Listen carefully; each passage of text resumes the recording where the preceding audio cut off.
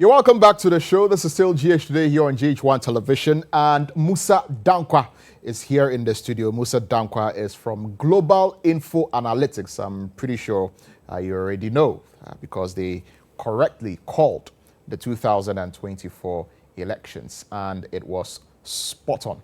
Mussa, good morning. Good morning. Welcome. Thank you. How are you doing? We're surviving, by His grace. Surviving. It's good to see. Oh, we're doing very well. Okay, all right. By His grace, yes. That's fine. That's good to know. We're surviving. How has 2024 been for you?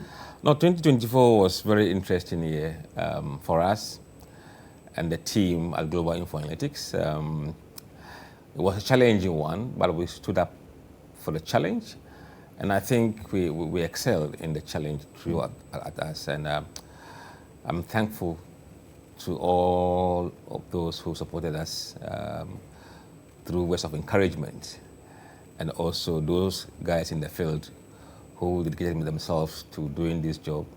Some actually got involved in accidents along the way, doing Just their doing work. the polling and Yeah, all doing the that. polling. Some got snake bites, you know. Wow. Yeah, people went into Wow. the hinterlands. Some were using ferry canoes to cross all over the place. Just to get the data. Just to get the data. And I don't think they deserve a lot of commendation. They deserve awards. I have to award them. Yes, you have to award them. They deserve some good awards. I mean, and this year you did quite a number of polls, right? Several polls. There are some that we do and we don't even talk about them. Yeah.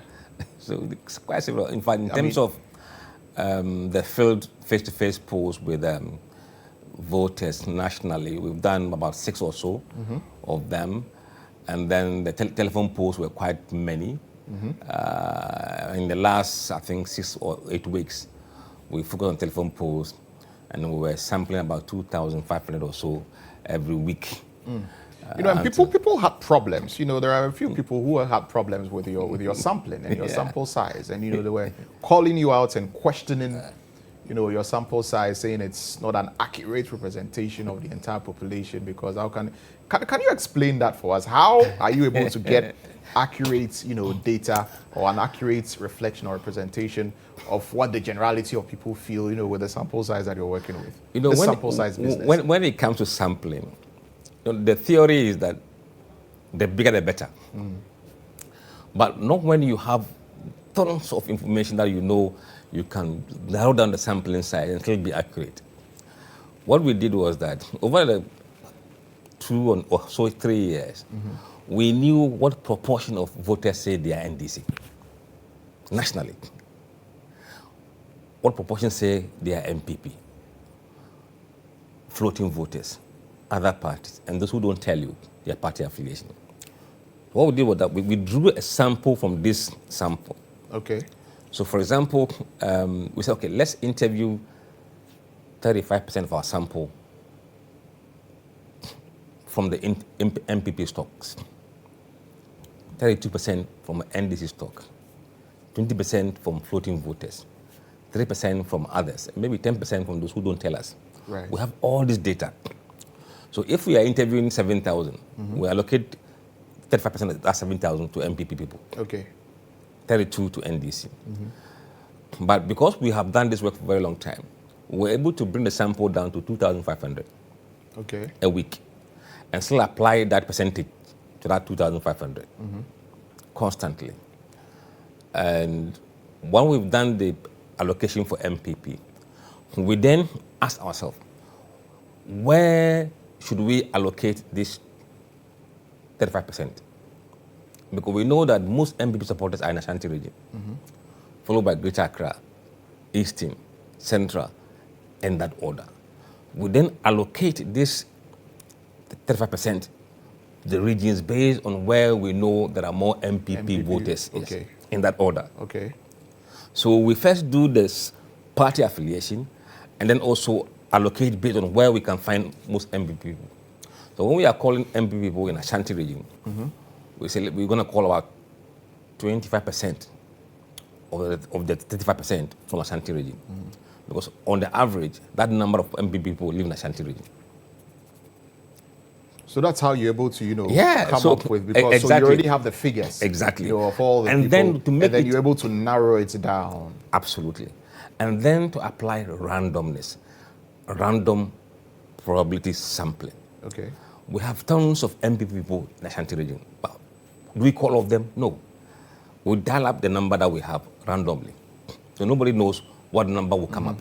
So it's not the same every time. It's not the same people every time. No, we have a pool. You have a pool, but it's done at random. At random. Yeah.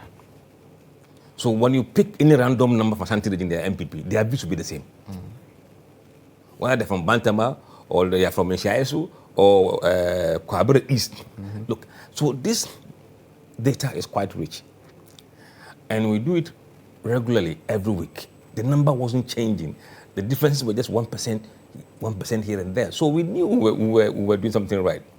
And then when we compared that telephone polling data with times when we interviewed 7,000 or 10,000, there wasn't much difference. So when people were shouting about sample size, we were just laughing at them. It's not about the volume of sample, but the quality of how you deploy the sample. Right. Whether the sample represents the people that you're talking to.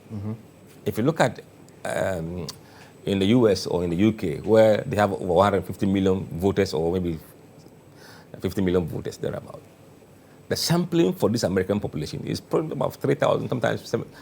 The highest I've seen is 6,000 in America. America of all people. If they're getting it right. Millions. And we are here shouting that our sample size is small when we are about 18.something million. So it's not about the volume. You can just do 300,000 sample. If you don't make sure that those 300,000 are well represented across the country, you get a skewed result. That's why most people got everything wrong. But you got it right.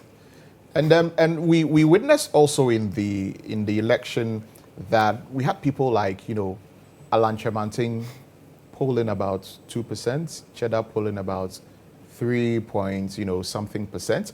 But in the end, their figures went down significantly. But those of the NDC and the NPP, like you mentioned, was quite spot on. So what happened? What happened to Alan Chemanting and Cheddar, who were showing very strongly? Prior to the poll, we've been saying that GM always outperformed the polling numbers in the election. He always does. And NDC always does. If you poll NDC and they are 25%, you can say that you could add 3% to that 25%. Right. By custom. Remember, Sir GHOne once said that he doesn't know where NDC vote comes from. On election day, you see the numbers coming. Because people who normally intend to vote for GHOne or NDC, sometimes they hide their true intention. But in this particular election, what happened was that, look, I believe, and after talking to people post-election, there were people who were going to vote for Alan Chemanting and Bediakon as a protest vote. That's what they had intended. Intended to vote, yes. So the poll prior to the election was accurate. What happened? If you look at the poll we did on election day, the exit poll, about 8% of voters made up their mind in the last 4 weeks of the election. The last 4 weeks. Now, these were the people who shifted from Alan Chemanting and Bediako to Mahama. Those who decided at the last minute who to vote for, they broke heavily for Mahama. When we inquired a bit, I think there was a bit of apprehension on people's part. Apprehension? Yes. And suspicion. Okay. People had somehow come to the conclusion that the EC was up to something. Rightly or wrongly. But people had the perception. Perception. That the EC was up to something. Yes. For this coming election. Absolutely. And also they didn't understand why the MPP was getting more confident when they realized that, look, this should be obvious that you're going to lose. But the MPP were pretty confident. So people were being, is it a coincidence or something is somewhere in somebody's sleeves? So those who were thinking of voting for Alan and Chemanting did not want any election that could be close, for there to be any chaos. So they just decided to go for the those NDC. Who were decided at the last 4 weeks went away from Alan and Cheddar and went straight to Mahama. Because they felt that, yes, they want to avoid any confusion. I don't want to vote for a candidate who is not going to win anyway. So let me then just throw the country into pandemonium. Yeah, so let me just go and give it to GHOne Mahama. Yes, yes. Right, so that's what happened. That's what happened, yes, that's what happened. Wow. We know that from the exit polls. So let's get into, some of the cases that are still outstanding. There are 9 parliamentary seats seemingly which are still outstanding, right? 7 of them were redeclared for the NPP, right? 7 of them were redeclared for the NPP. And the NDC went to court, to the Supreme Court, and the Supreme Court allowed 3 to stay. In those 3, there was no collation that was, completed. And so the collation was done and those results were declared. So the Supreme Court says that stays. But then the 4, which were re-declared, if I should put it that way, recollated and redeclared after they had earlier been declared, the Supreme Court says that is null and void. Go back, hear the mandamus application at the High Court and all of that. What did the Dambes say in each of these 9 constituencies before elections? From Nsawama Duadjiri to Okaikwe. In Nsawama Duadjiri, the poll shows that Anandra was going to win. Okay. And he's won. He's been declared. He's been declared winner. Yeah. So I wasn't quite surprised with that number. It doesn't matter what argument people put up, but the poll earlier had showed he was going to win. But the win is quite narrow compared to what the poll was suggesting. If you look at Tema Central, for more than 6 months, the poll shows they were losing Tema Central. It showed that the NPP were losing Tema Central. And if you look at Dome Kwabinya, the poll shows they were losing Dome Kwabinya. If you look at Ablekumanov, the poll shows they were losing. The only constituency that showed they were winning was Okaikwe Central. Okaikwe Central. That's Patrick Yabuama's constituency. The one Baba Sadiq absolutely says he's won. That was what the polls were saying. But on the election day, when we did the exit poll, the poll showed that NDC was likely to win Okaikwe Central in the exit poll. The exit poll? Yes. The last poll that was done. That was done on the election day. When day. People had voted and were going, we spoke to them. That poll showed NDC was winning Okaikwe Central. And then the poll showed NDC was winning Ablekumanov. It showed they were winning Dome Kwabinya and they were winning Tema Central. Really? So there were so many evidence from data that showed that those seats actually probably they lost them. Except for Nsawama Duadjiri. So out of the 9, apart from Nsawama Duadjiri, the other 2, which is it Ahwano? Yes, there's Techiman South. The Techiman South, in fact, there's Techiman South. The Techiman South, the poll shows that Ajimesa Kosa was going to win with narrow. Okay, he was going to retain it. Yes. But it was going to be a narrow one. A narrow one, yes. I see. So, did it come as a surprise to you, some of those that were, redeclared for the NPP? Yes, I was surprised. Really, honestly, I was surprised. Really, Tema Central and Ablekumanov and which else was that? I don't know why they were fighting. Well, they are still trying to No, if you look at where they're saying that they should be rerun, in that polling station, NDC won that polling station on the night with almost 66% of the vote. So there's no way you're going to win that place. The declaration was done. Look, I think what EC was done is unthinkable.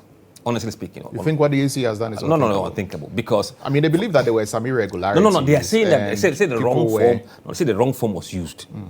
That's the case for that constituency, a wrong form. Those who signed the forms were alive, they haven't died. And nobody had disputed those numbers. All they needed to do was to pick the right form, complete the forms again using those figures, and ask for resigning.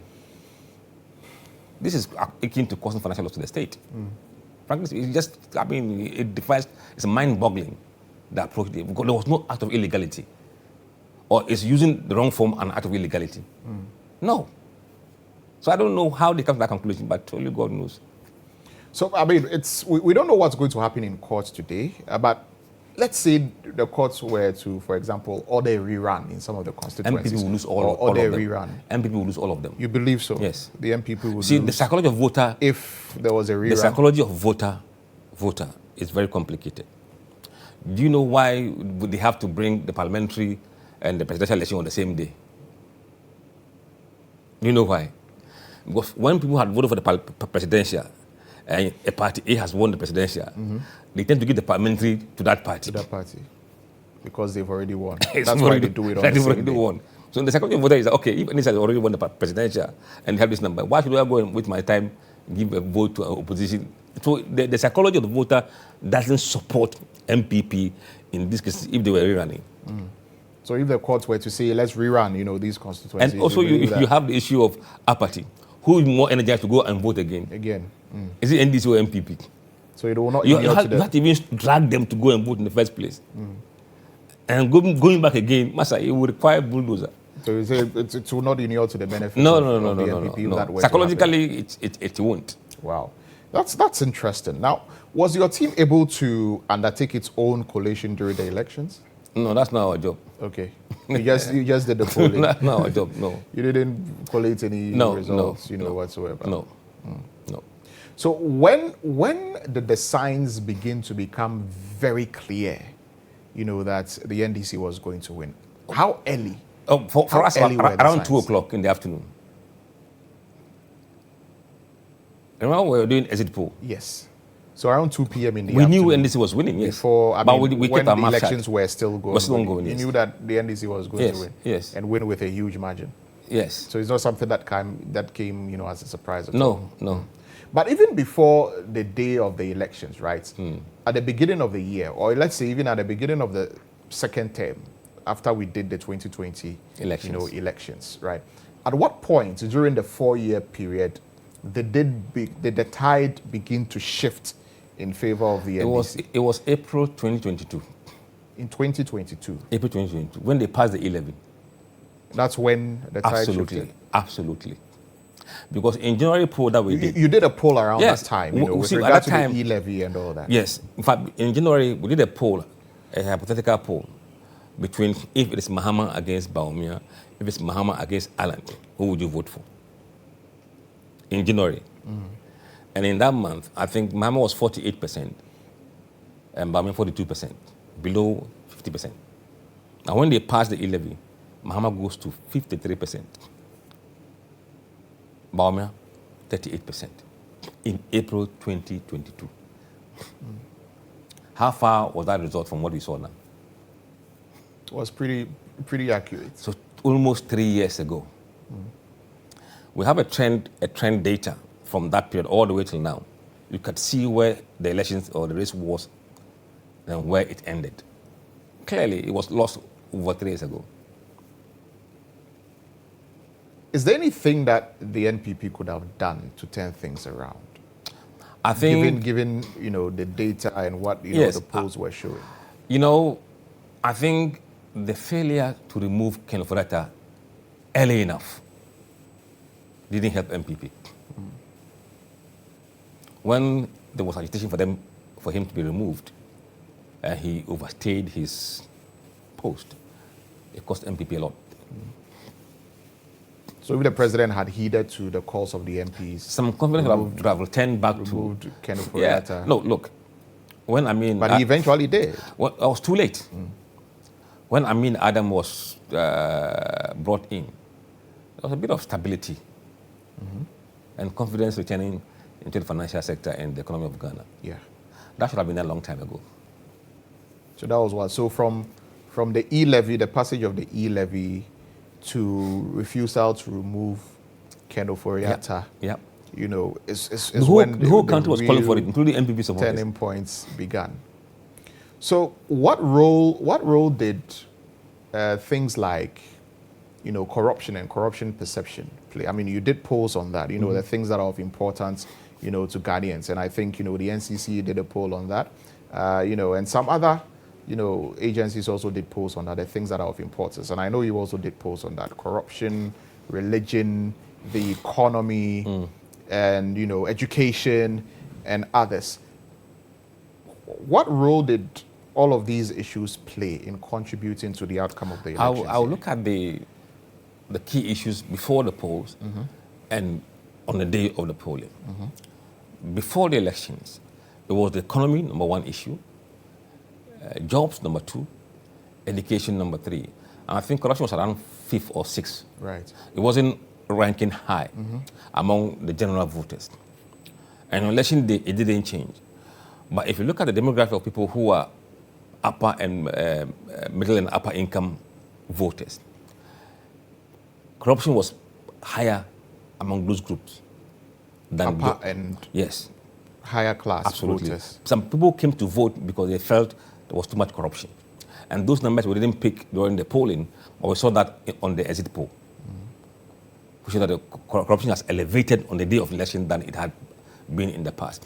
Remember, sometimes it's difficult to get certain demographic of voters when we are doing the polling.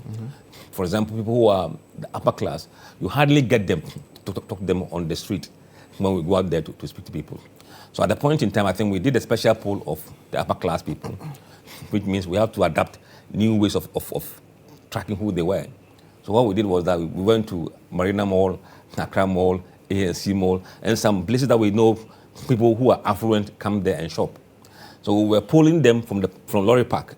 So when you get down from your car, we see your car type, and then we engage you. Okay. So we're trying to profile them by the car they type, they drive. And we saw a different kind of... See where they are. Exactly. Generally, they were aligned with voters, but on certain issues, they differ.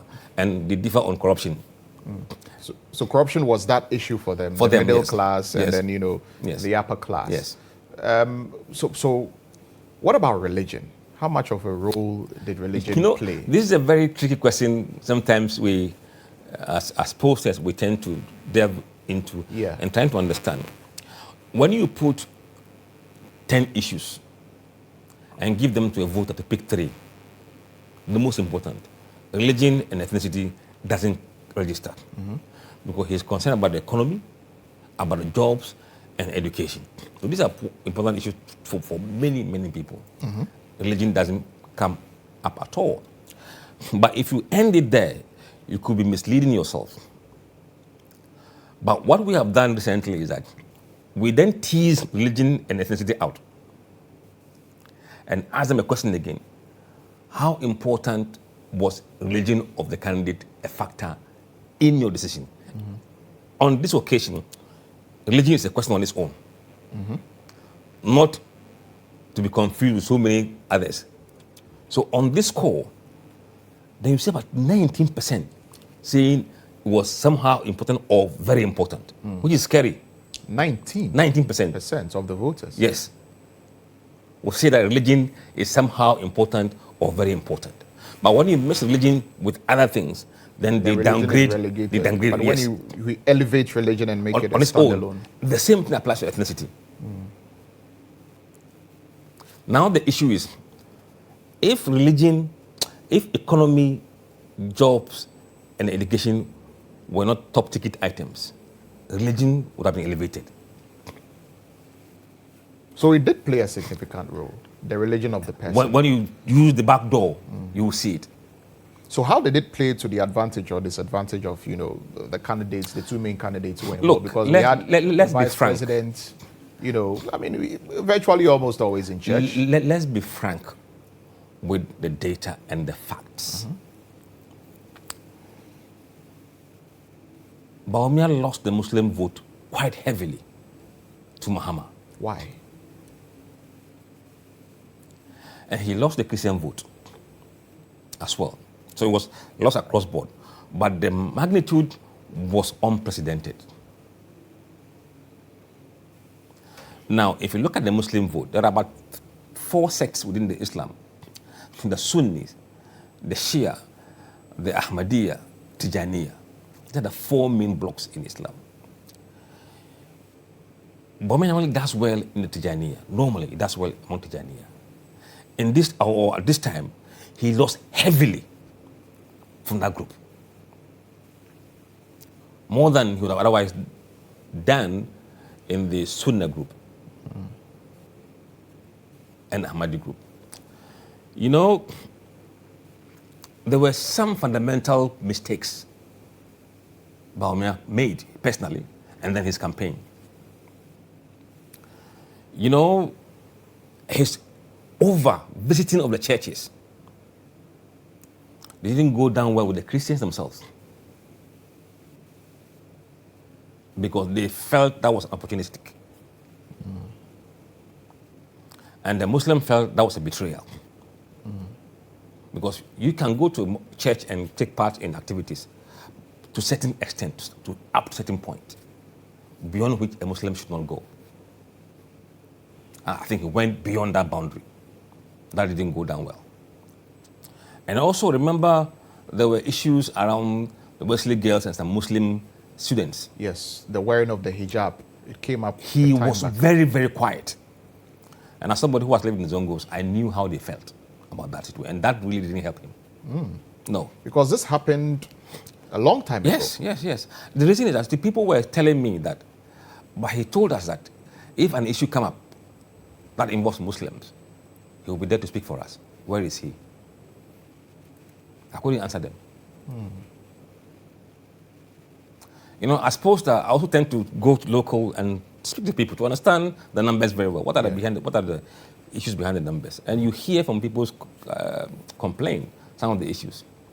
And the first time I saw the big problem coming was when we polled Nima. In the presidential, he got 6% in Nima. 6%? I knew there was trouble. Dr. Bawumia polled 6% when you did the polls in Nima. Nima. Wow. And then after that, we did what we call the Zongo polls. We targeted constituencies with the bigger Zongo communities. We did Asawasi, we did Medina, we did Ayawasu East, Ayawasu North, we did Ashaiman. Some areas we knew have a big chunk of Zongo communities. And in that poll, Mahama was around 74%. That was last year, October or November, thereabout. So Mahama was doing well. So I knew these areas. The numbers for him among the Zongos would be terrible, long before the vote were cast. And indeed, if you look at the poll that we did, Nado did better among Muslims than Bawumia in the polls. Dr. Bawumia did? Yes. Who is a Muslim himself? Yes. Wow. So let's talk a little bit about some of the other factors, right? So we talked about religion, but so what was the biggest factor influencing people's votes? The topmost. Our current economic condition. The economy. Absolutely. Everybody, every demography, whether they were NPP or they were NDC, everybody was saying the current economic condition. And that was the biggest factor. That was the biggest factor. That got people out there to go and vote. Yes. Now, what role did the running mates play, or what effect did the running mates have on this election for Dr. Matthew Opoku Prempeh and Professor Nana Jane Opoku Ajiman? Did they add anything? Before this election, I had always said that the 2024 election was going to be purely on the main candidates. And that the running mates will have little impact on the outturn of this election. For NDC, I think it was neutral. She didn't drive away voters because people were expecting that Mama would retain her. So whatever effect she had in the last election was still present now. She didn't create instability within the campaign. If they had changed her, there was a bit of instability in the campaign before you can settle down, probably lost some time. But that is not the same case for NAPO. Because you see, NPP and NDC, they have different problems. So you must look at your problem before you appoint running mate. But NPP did not really look at the issues critically before picking up NAPO. But one would have imagined that NAPO was a strategic choice because you already have a candidate coming. Now we know it's a blunder. Now we know it's a blunder. And in their calculations, he's from the Ashanti region. He will appeal to the Ashanti region base. Is somebody who is a grassroots person and is loved by the grassroots. Is somebody who has links with Menshia. And we know the reverence that Ashantis have for Otumfuo and Menshia. So that was the calculation, right? Really to appeal to the base. It was a wrong calculation. Because the polls have constantly showed that MPP's problem or DMB's problem has been among the evangelical voters, the Pentecostal voters, the charismatic church goers. They were his biggest problem.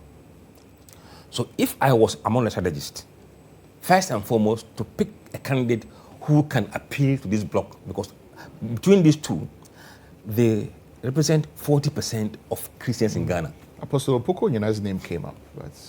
We'll come there. So first, identify your weakness. Your weakness was not Ashanti region. No. Your weakness was broader among the evangelical and Pentecostal voters. So look for somebody who can bridge that gap, who can make them feel at ease. At the same time, if you're able to identify an Ashanti who is evangelical and Pentecostal, that is a plus, isn't it? Mm-hmm. So they got the Ashanti right, but they forgot the second layer of the demography, the Pentecostals. Right. So for me, if nobody would have said that they won't vote for NPP nationally because of GHOne, it's an Ashanti, right? They won't say that, oh, men too because of GHOne, and you're Onapo. No. He could have brought the Ashanti vote. Obuyena could have done the same if he was nominated, and again appeal wider beyond the Ashanti region among the Pentecostals, and also among floating voters. Look, floating voters did not like Napo one bit. The polls were showing, even polls were showing that Napo was not liked. Even among NPP voters outside the Ashanti region, Napo wasn't popular. We did a poll in Domingo Abinya, Ablekumanov, Okankwe West, Okankwe South, Okankwe Central, Ablekuma West, Tema Central, Tema West. And we tested Napo's favorability in these areas. He was very unfavorable. These are NPP heartland in Greater Accra. So if he was not popular in Greater Accra, can you imagine it everywhere else? And I really don't think they did a thorough job before they made that decision. I don't think so. And was it because of some of his utterances? In fact, the utterances came up later. But right. generally, there was a certain perception that absolutely didn't make it very likable. And he didn't disappoint when he was nominated. He proved people right. And then again, look. So the results have been more favorable if the NPP had a different candidate as vice president.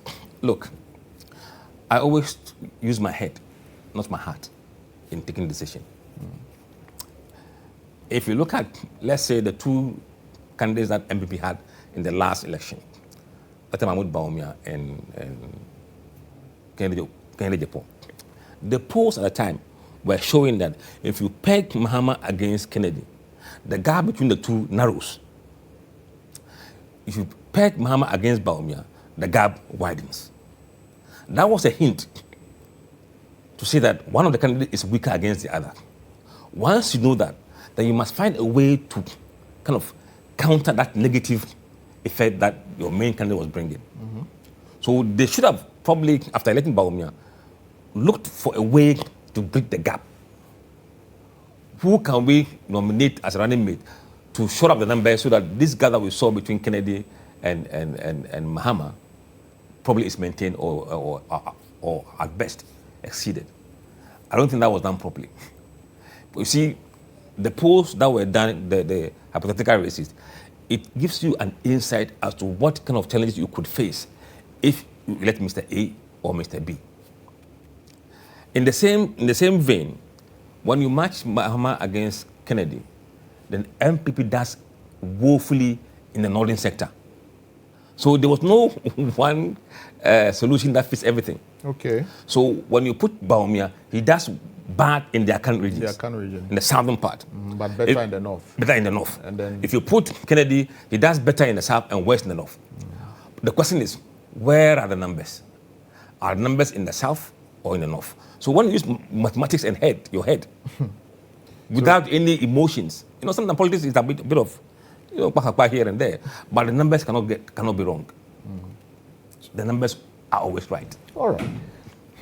Interesting stuff. Let's now talk about some of the constituencies that we're not expecting to fall. You know, there was, to us. you know, and some of the big names, you know, that fell, you know, in Parliament, from Ursula to Japamesa to Henry Quartey to Ambrose Derry, Katie Hammond, you know.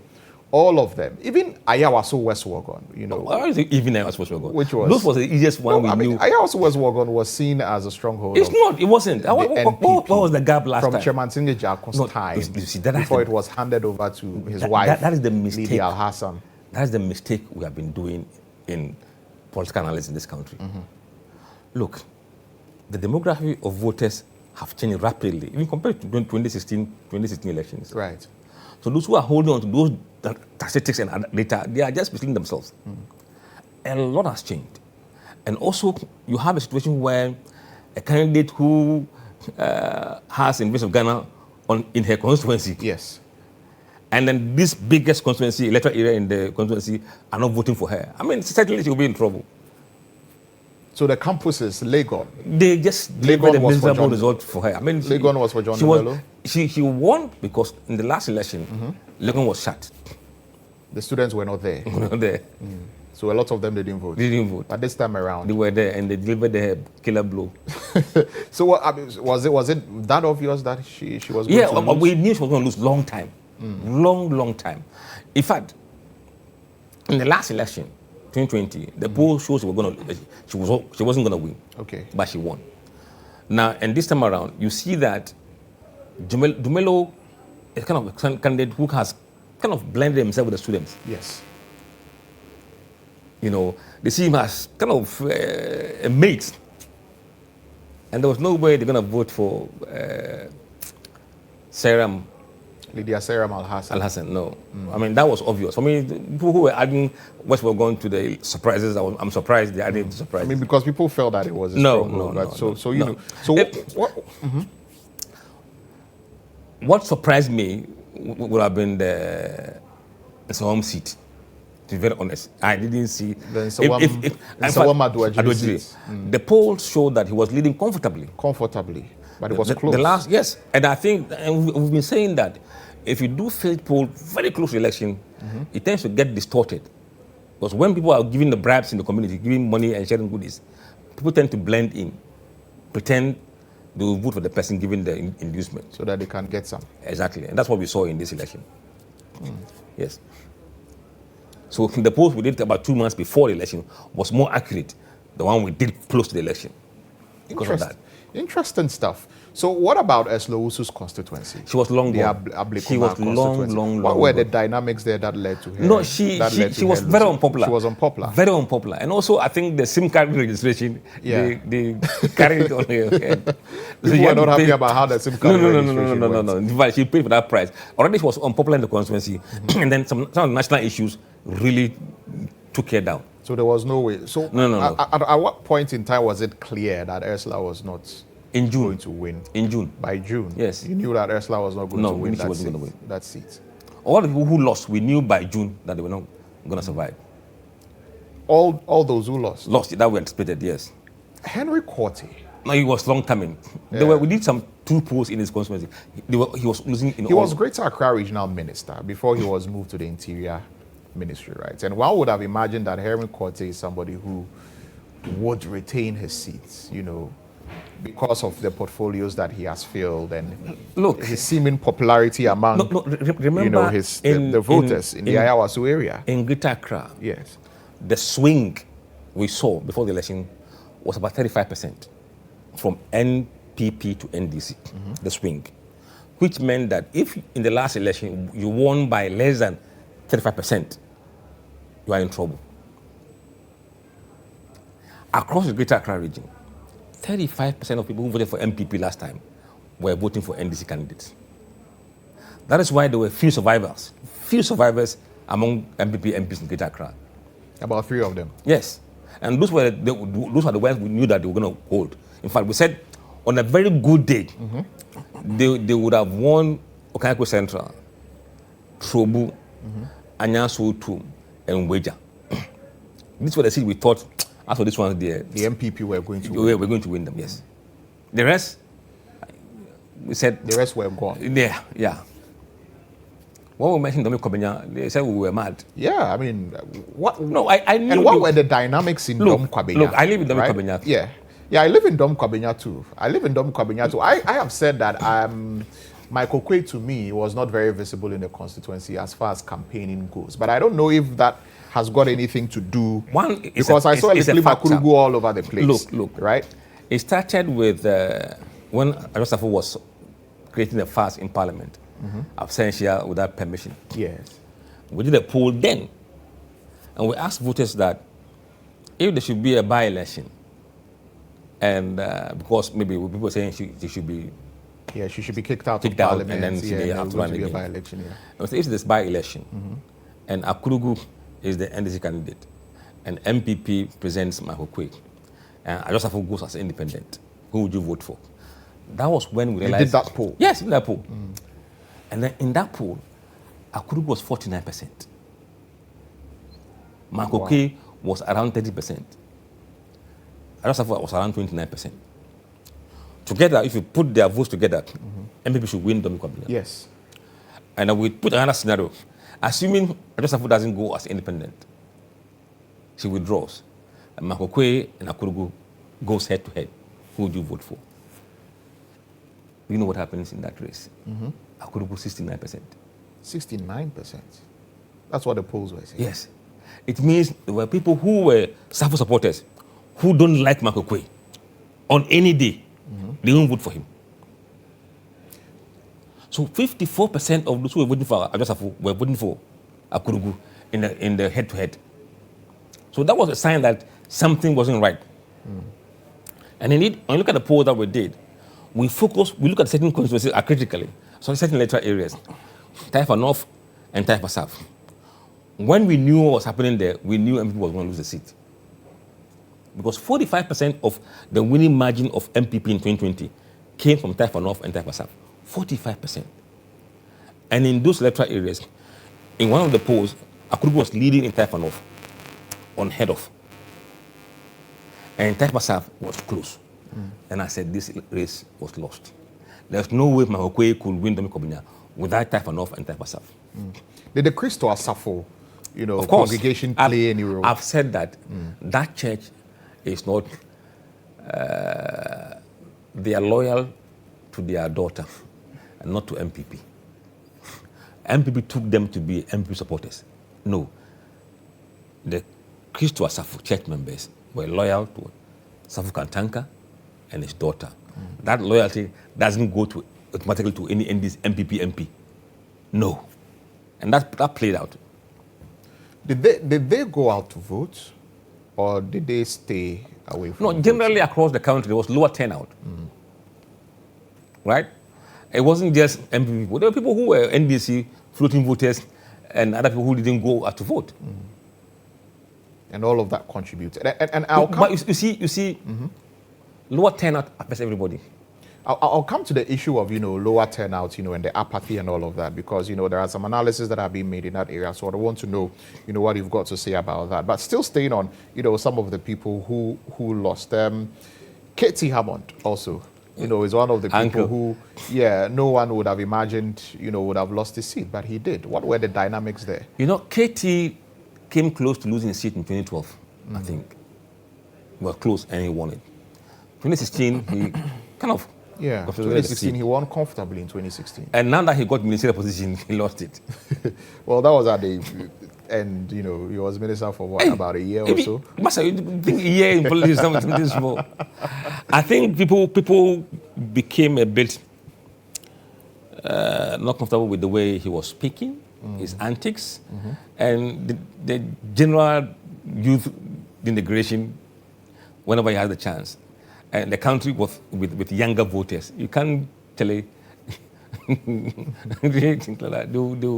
won't do you. So that's what happened to Katie Hammond, in that. What about the Sisala East constituency? Oh, that was, Chinia. Anybody who knows Sisala East. Chinia did some good work in the constituency, look. in terms of taking care of the people and all. So one would have imagined that, I think Chinia he won the seat because there was division in NDC at the last election. And when there was no division in NDC around this time around, there was no way it was going to survive. And also, look, a lot of the MPs who lost their seat, they lost because of the national issues. The issues were too big for them to carry on their shoulders. Economy, what can you do as Kenya in Central East? Jobs, education, you are powerless. So people will revisit the sins of the father onto you, the son. So people didn't really separate, the issues of this is my MP absolutely. and the president. People didn't do that. What we call the down ballot effect. When it's voting against the flag bearer, it's voting against your MP. Wow. If it's voting for Mahama, voting for his candidate, even if they are not performing MPs, they get the vote. Wow. So under normal circumstances, you could see that some of the NDC MPs could have lost. But because the issues that were at stake was really huge national issues. And people have seen how this parliament has worked. Now they can't afford to give Mahama some slim majority, otherwise he won't sleep. Yeah. So they said, okay, we don't want to have this kind of issues with the next parliament. So they went straight and really delivered the killer blow. Now let's talk about the regions, right? And you've already talked a little bit about the Greater Accra region and some of the polling that you did and what the results were saying. It's always said that anyone who is able to win the Greater Accra region usually would go on to win the national election. But in 2020, it wasn't so. In 2020, the NDC and GHOne Mahama won in the Greater Accra region, and the NPP still went on to win the elections in 2020. It's not about the win, but the margin. The margin. You can win by 5,000 votes. It's a win. Yeah. But it's not big enough. It's not material enough for you to use that to overcome certain losses elsewhere. So the margin is more important than that, just the win. Right. So for the Greater Accra, I mean, there's a cosmopolitan, region where, a lot of the issues are heavily, centered on. Was it very obvious from the beginning that it was going to be a repeat of what happened in 2020? I think even NPP knew it. They knew they had lost Greater Accra. Yeah, so when you hear their comment, as for Accra, we have lost, but we are doing here, we are doing there, we are doing there. But you see, the votes have come to Greater Accra now. Greater Accra has the largest voting population in the country today. Yeah. You can't afford to perform miserably in Greater Accra. And I think at a certain point, you could feel that there was no serious campaign in Greater Accra. They felt it was lost. So they were focusing on other areas. Ashanti region. Yeah. And at a point, I even said that if they don't take care, Eastern would deliver a killer blow to them. And I was right. So they were focused on Ashanti region. The numbers didn't come from there. Eastern that they neglected, the numbers didn't come either. What happened in the Eastern region? No, the Eastern region decided to vote in the very... I mean, they did win in the Eastern region. By a slim margin. Yes, the margin was slim. What happened there? What were the dynamics? Because that's the home region of the president. And he was very unpopular in the Eastern region as well. In fact, if you look at approval rating of the president before the polls, it was only Ashanti region that he was approved and Northeast. Every region disapproved him, including the Eastern region. So that was going to be a problem. For him in Eastern region. And Eastern region too is not entirely homogeneous. You have the Kous there, you have the Kwapims there, you have the Achims there, you have the Gandangbes there. Yeah. So, and these Gandangbe areas, they are gone for NDC. And then if you are not pulling your numbers up in the even Achim areas, the numbers were so close in some areas of Achim. If you look at the Oda and Asin across Manso, it wasn't good. So, I mean, there was clear problem that NPP should have seen coming from these two backyards. But probably they were too busy and they didn't see those numbers coming. And in the Western region? I don't know why people think that should be a surprise. Yeah. We have Western region, particularly Second D. People keep on talking for me was surprising about Second D because Second D has never gone NDC. Never. Look, we have polled Second D several times. Takoradi, Efia, Shama, Kwesimintim, Eskado. 6 of these STMA metros. The signs were there every time we polled, with the exception of Second D. We were of the belief that MP was going to lose all those seats except Second D. But rather, they rather lost Second D and retained Takoradi in Efia. That was a surprise for me when it comes to the Western region area. The rest, We knew it was coming. In Takwa and Suyem, we knew it was long gone. But have you gone into, the detail in the aftermath, right? Have you gone into the details of what happened in Second D and why the voters went the way they did? We have the exit polls for Western Region. We have to probably dig down and see the unique situation that happened there. But I think when it comes to the Mesa, there were issues that people were not prepared to tell us when we were polling. They were kind of blending in. And I think they revealed their true selves on election day. Did any of the candidates in the parliamentary elections, take your work seriously when you were, because you were constantly updating us with polls, you do a poll, you put it on social media and all of that. Did any of the candidates take your work seriously? In fact, the NDC did because they have no choice. but the NPP, some of them did. Martin Mr. Kosa was one person who was really following our polls very closely. He was getting the numbers sometimes. And then also Okuboy, another person who was following the polls and looking at these numbers. I know some were doing that, but those who spoke to us directly to see what was happening were these two people. And the candidate for Tema West. Tema West. Yes. That's his... I've forgotten his name. No, Ebi Bright is Tema Central, right? Yes, I mean the MPP candidate for Tema West. The MPP candidates, all of them took they took work seriously and did some work in that regard. Yeah, some of them, in fact, they like Tema West. Tema West, I think he let his guard down. But he was on course to win 2 months before the election. So let's talk about the apathy issue right now. So the MPP, I've heard people even like Professor Stephen Adai, for example, say the NDC didn't win the election. That's not true. But it's the voters of MPP decided that they were not going to go out to go and vote, and that resulted in the NDC men. Because people say NDC maintained their figures, but the MPP's figures dropped because there was a lot of apathy. And so if the MPP people had gone out to go and vote, then the NDC would have won. You see, what do you have to say about they are that? speaking as if it is the same voters in 2020 who were voting in 2024. We have first-time voters who were voting for the first time. Yeah. How do they account for them? If it was MPP who gave it out to NDC, how on earth could NDC win a Bri without MPP people supporting NDC? I mean, some of these things are fantasy. Look, the poll shows, the exit poll shows that 13% of MPP voters who went out there went for Mahama. 13%. 13%? Yes. According to the exit poll? Yes. Who are MPP people? Sympathizers? They went there and didn't vote for MPP candidate. They changed their candidate. Absolutely. And voted for Mahama. Yes. So it is not the case that their people didn't go out to go and vote. Because they complain about apathy, especially in the Ashanti region. They have no data about who voted and how they voted. The fact that Nado got 2 million more did not mean that they were MPP people. People who vote for Bawumia and Mahama and other candidates, they include other party supporters. So not just MPP people who vote for the MPP candidates. No. Mahama got support from MPP people, from NDC, floating voters, and those who don't have, who support the smaller parties. Right. So if the number Nado got has come down, how do we determine which of the 2 million is MPP, NDC, and floating voters? You have no data. So it's a non-starter. It's not an argument that the MPP should make. Bunu East had the highest apathy. Bunu East is not NDC stronghold. Yeah. So everybody suffered. They are even lucky they didn't come out to vote. When they were angry and they came out to vote, that 13 would have been probably 18 or 20%. So what should the NPP be doing, in regrouping?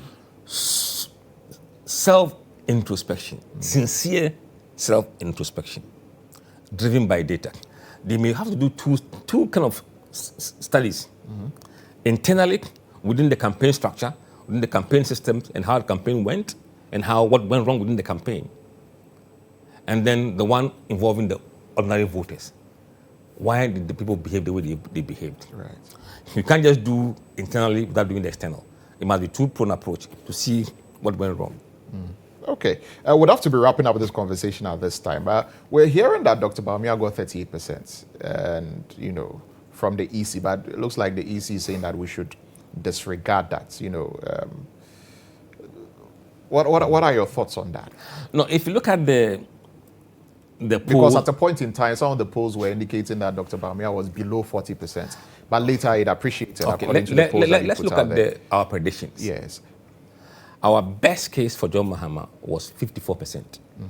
We said that could be ceiling. Yes. And then Bawumia was 39%. Yes. And others 7%. Yes. That's the prediction we gave out the last week before the vote. Yeah. If we take ISI's own numbers, Mahama is on, let's say, 5-6%. Bawumia 41%. Yeah. Others maybe 3% or thereabout. So the predictions compared to the actual numbers were either 2% off for John Mahama and then the same 2% off For Dr. Bawumia. Yeah. Right? And the others were about 4% or thereabout. We don't know what number we'll have at the end. I don't know what number they are gazetting. And that number will change eventually because when they finish the entire collation, yes, those numbers will change. But they need a number to gazette before they can swear in. But for me, the interesting data comes in the regional numbers. I don't think people have taken time to look at our regional polls versus the actuals. It's quite fascinating. We'll be sharing some of those data very soon on our pages. Okay. So what do you say to those who say that you're a lotto forecaster? Miracles Abwaji and Co said that you were guesswork, lotto forecasting. What Paula Domotri and Co, said you are doing very bad work. But Paula Domotri apologized to you. Have you accepted that apology? Of course I will, because I have no personal grudge against him. He invited you to appear on his show. Will you? That one I said I'm not showing up. No, I'm not showing up. But you see, there are people in this country whose agenda is to destroy credible work people have done. I'll mention names like Poko the host, one of them, and Alati Jacob, one of them. They sat on a station every day lambasting the work we have done. Yeah. And for me, if you're not honest to admit you have made a mistake as a man of God, and you are very insincere. You see, in the past, the political parties, both NPP and NDC, maybe they have paid people to do this job. So if it's not them paying you, then they assume that somebody else must be paying you. That's their problem. That's why NPP decided to close their eyes against our polls. But they believe John Mahama has paid us. Right? Did John Mahama pay you? For what? We are more credible than those, we don't stoop low. We don't stoop low, no. Because we are working with international organizations who rely on our data. And there are big global firms that are talking to us and getting data to see what the outlook looks like. Why we lie to them because somebody has given us money? We don't have time for that. Did any support come from any other political parties in any way, shape, or form? No, we don't. Nothing at all? We don't take penny from anybody to do what we are doing.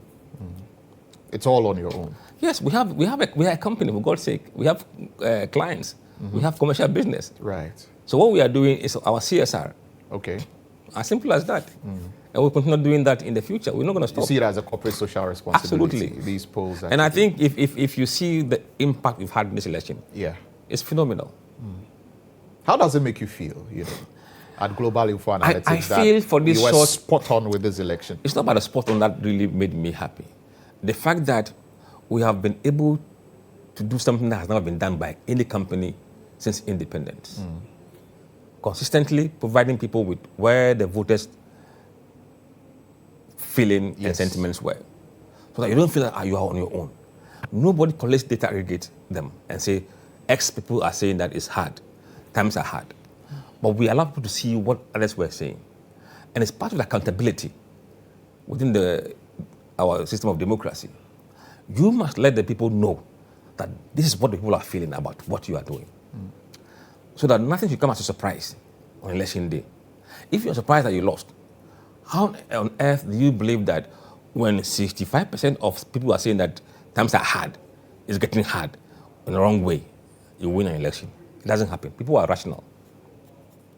So if you take the poll numbers with a pinch of salt, I think you will see exactly what has happened to NPP if you do that. And I hope NDC learns good lessons from this. There were other polls that were put out there, and those polls turned out to be wrong. Renowned pollsters, turned out to be wrong. Statisticians, Professor Smart, Sapol, and Co. How did they get it wrong? I mean, Professor Smart's platform, for example, did a very huge sample size, which people felt were more I have always argued with that. And he's a numbers person, right? He's a statistician, right? He's a numbers, mathematics, that is why it is numbers shocking. Guy. That's why it is shocking for his 49% to come 38%. Yes, because you wouldn't expect that to come from him. Some of us, we don't have PhD in statistics. I'm an accountant by profession. I'm a finance person. I got it right. Well, you're good with numbers since you're a finance person. Maybe No, you see, it's all about the methodology and the sampling and the consistency with which you approach the sampling and the methodology. Consistency, rain or shine. Apply the same rigor, the same tools over time, over and over and over again. Get it right. So you've said, before we go finally, you've said that you're going to be tracking John Mahama's performance after he takes office. Yes. How soon are you going to start that? No, he has given himself 120 days. I didn't give that to him. He said he will do A, B, C, So D. you start from day one. Are you starting from day one? No, we're not starting, but people will start judging him. Yeah. We will come at the end of the 120 days to see how he's been judged by the people. And what are the metrics you are going to use? No, we're going to continue with the performance of the president, his approval rating. Approval ratings. We're going to do performance of the government, the new government. We're going to do people's standard of living. Has it changed since the 3 months he's been in office?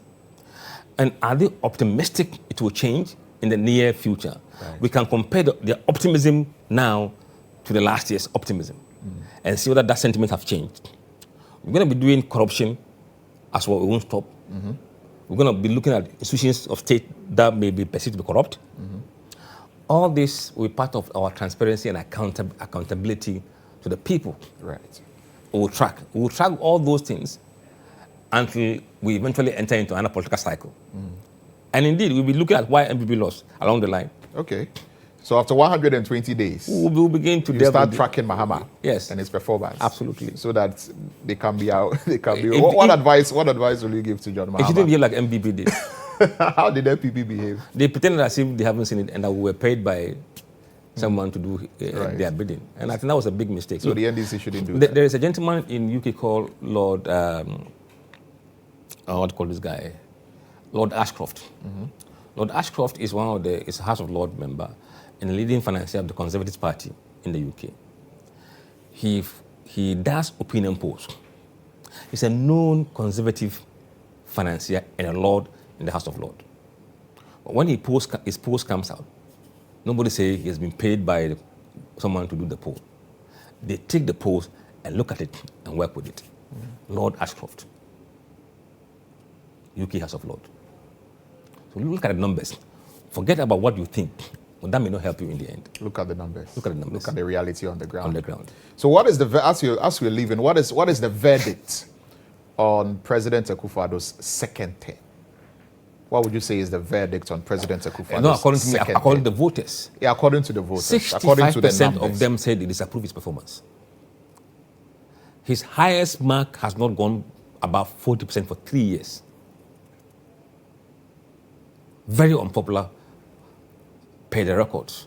I wasn't here to track Mahama's record in 2016. But at least we have something now, and we can build on it going forward, so that we can compare performance of certain presidents over time. I think we have done a lot of the service to this country. We don't have realistic data as to how they performed while they were in office. We believe that going forward, this will be a thing of the past. All right. Thank you very much, Mussa Dankwah. It's been great having you. So, I mean, did Akufo-Addo lose the election for the NPP, or it was from what Dr. Bawumia who just wasn't a popular candidate? Because there are those who believe that Bawumia was okay, just that President Akufo-Addo's performance was so bad that people didn't want to see the NPP at all. So it's actually a verdict on Akufo-Addo. It really played a big role, right, for Bawumia, because he couldn't campaign on his own without the baggage of Nana-Addo. When he tries to run away, they pull him back. You know, he was trying to I'm a driver's mate and that kind of thing. People just drag him back into this. And I think that was his problem. And I said much earlier on that for him to win this election, he must really show that he must revolt against Nana-Addo. he couldn't vote against him. There are so many questions still coming to my mind, but because of time, we have to end. I was going to ask questions about, the campaign messaging and, all of that, but we don't have enough time, and so we have to end it here. Mussa Dankwah, thank you very much. It's been a pleasure having you here in the studio. Nice being here. Yes, and moving into the year 2025, we want to see more of your work. Definitely, we'll see more. So we'll be looking forward to it. Thank you very much once again. And Happy New Year in advance. Same to you. Same to you. Mussa Dankwah has been my guest here in the studio. Mussa Dankwah is with the Global InfoAnalytics. Of course, when we talk about Global InfoAnalytics, that name is synonymous with Mussa Dankwah. And we've been speaking to him, doing an analysis of the just ended 2024 general elections.